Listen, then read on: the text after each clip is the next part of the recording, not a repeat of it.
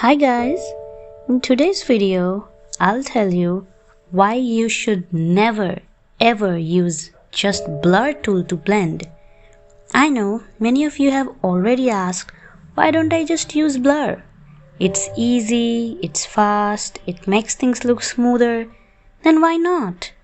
So to all the people who are actually curious and to all the people who are really confident enough to just rely on blur, please watch till the end to find your answer.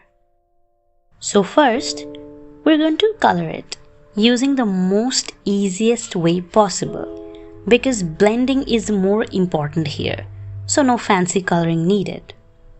First, using a bucket tool, we're going to fill up the skin and then I'm going to turn on alpha lock and start coloring. First darker shades, then eventually go for the lighter ones.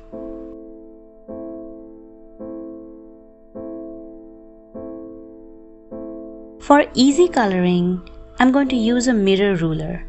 It's only applicable when the face is completely symmetrical and the light is reflected evenly all over the face. This is a real-time coloring process, so I'm hoping that you can follow and understand what's going on here. As usual, I'm using my most favorite brush, pen fed.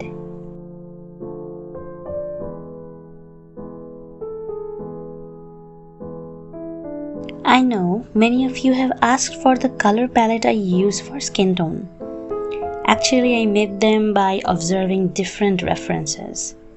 But don't worry, I'm going to make a video on it in near future. So please do look forward to it.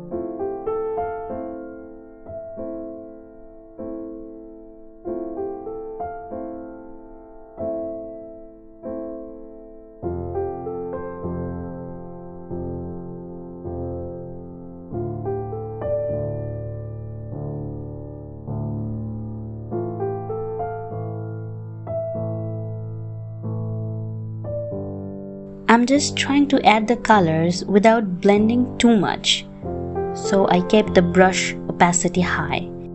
If I intended to paint and blend at the same time, I would have definitely reduced the opacity. I will get back to you when the blending part starts.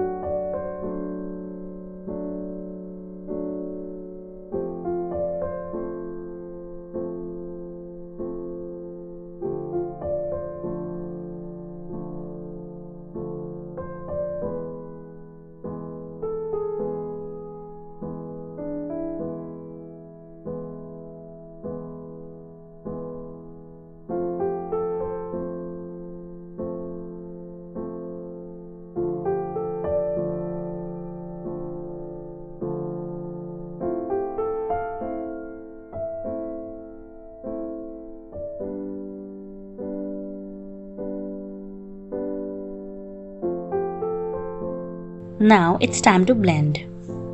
So I have selected the left side, aka the part where we are going to use our blur tool. I simply chose Gaussian blur from FX and increased its radius. And that's it. Blending done. Simple, easy, fast. Not really. Anyways, now we're going to move on to the right side, where we're going to use the mixer brush for blending. Once again, if you are wondering what is this mixer brush she keeps talking about, there's a tutorial on it. Check out the card above and you will know.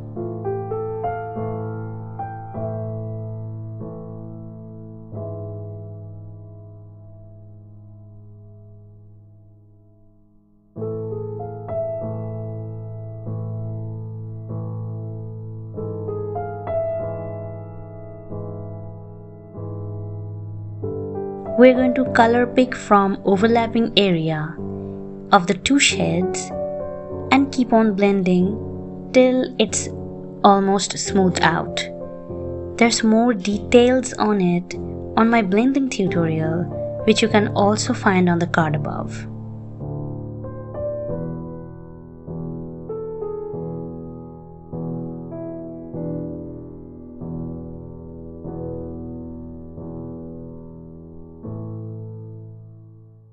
You have to carefully blend only on the overlapping areas, keeping the rest of the color intact. Leave some specific areas sharper than the others because it makes features more appealing.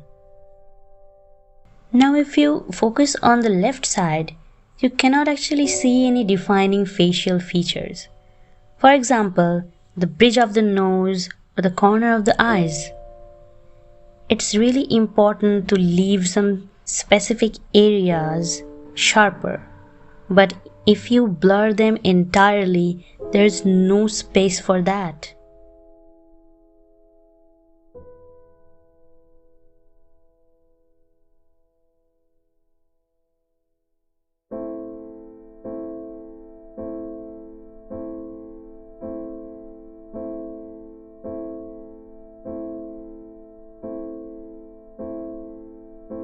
Now once again, take a good look at the blurred side.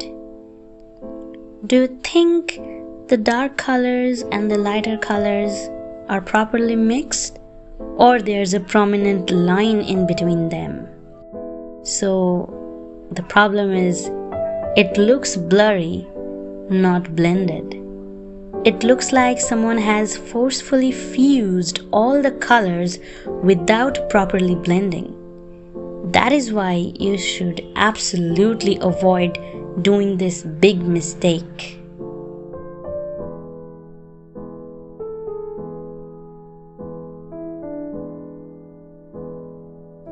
Please enjoy the blending process. I'll get back to you when it's done.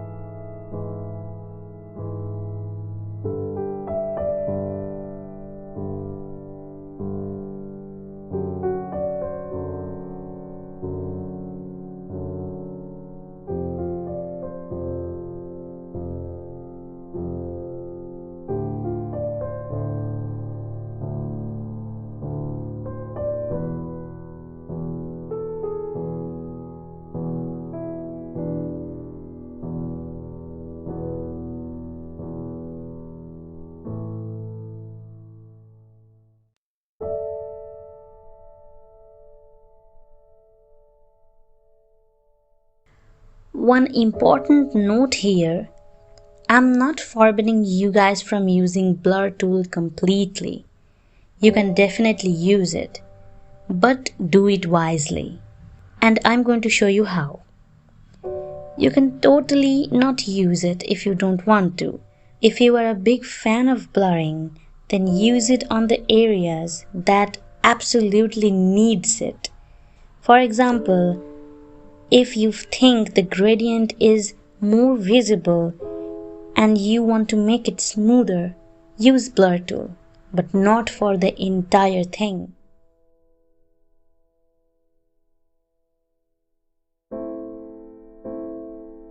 It's time for the bonus part where I'm going to explain why I avoid smudge tool. On the left side, now I'm going to try blending using smudge tool.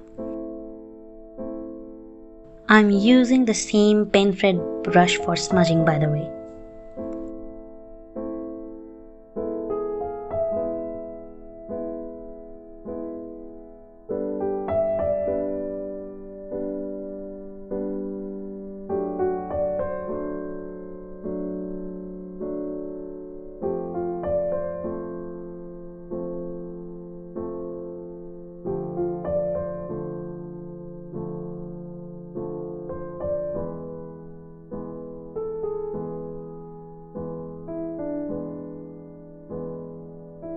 Now look at the parts that I'm going to point out using boxes and arrows. Focus on the overlapping or the intermediate zone between different shades. Can you see that weird pinkish reddish color popping out of nowhere? And it's definitely disturbing to me. It mainly happens on those overlapping zones, which is really unwanted. So that is one big reason for me to avoid it. And also, if you use this smudge tool excessively, it actually makes the color muddy. Once again, you are free to use a smudge. This is my own problem, and I thought maybe you guys also share the same kind of problems. Some final words before we end this video. Do not depend completely on Gaussian blur or blur tool in general. And if you really want to use blur tool, use it wisely. Don't use for the entire drawing. This is my very own point of view, so if you still find those tools better, then feel free to use it. I'm not going to stop you. But if you found this useful, then you are more than welcome to work on this way for your artworks. So that is all for today's video. Hope it was informative enough for you. Thanks for watching, and I'll see you next week.